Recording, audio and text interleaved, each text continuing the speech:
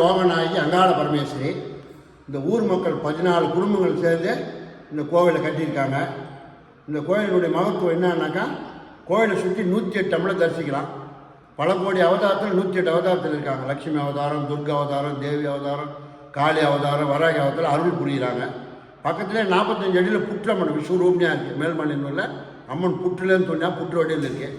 நடுவில் சிவகுடும்பம், இந்த பக்கம் நவசக்தி 9 கணபதிகள், இந்த பக்கம் 6 படை முருகர் தேவஸ்தானம், சுவாமி மலை, பழனி, திருச்செந்தூர், திருப்பரங்குன்றம், பழமுத்தலை, திருத்தணி.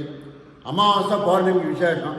அமாவாசை ஊஞ்சல் தராட்டு 7லேருந்து 10 மணி வரைக்கும் 3 மணி நேரம் சிறப்பாக நடக்கும். 5000 பேர் வருவாங்க, தரிசனம் பண்ணுறது நல்லது.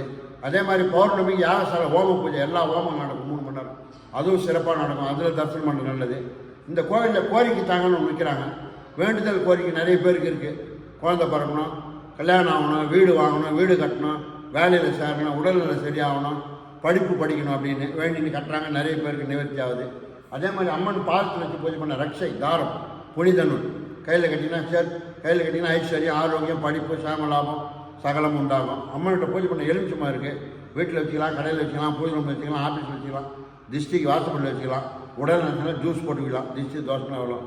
எல்லாத்துக்கும் நல்லது. சக்தி வாய்ந்த அம்மனை வேண்டிங்க, எல்லாம் நல்லபடியாக இருக்கும். கோவில் வந்து பொன்னையிலேருந்து 1வது கிலோமீட்டரில் குமரகுண்டா என்ற ஊரில் இருக்குது.